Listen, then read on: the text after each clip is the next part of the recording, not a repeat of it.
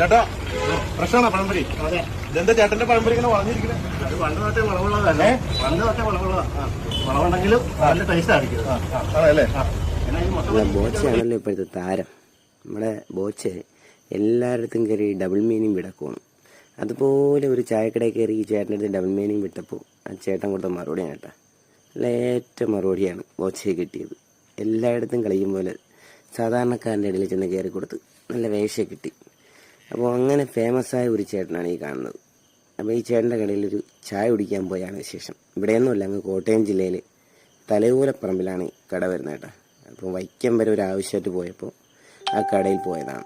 നല്ല അടിപൊളി പലഹാരങ്ങൾ കിട്ടുന്ന നല്ല സൂപ്പർ ചായക്കട കേട്ടോ. എന്തായാലും അതുവഴിയൊക്കെ ആരെങ്കിലും പോകുന്നെങ്കിൽ തലയോലപ്പറമ്പിലെ ഈ ചായക്കട കയറി ചായ കുടിക്കാൻ മറക്കണ്ട. നല്ല അടിപൊളി വടയും ഇതൊക്കെ കിട്ടുന്ന സൂപ്പർ ചായക്കട.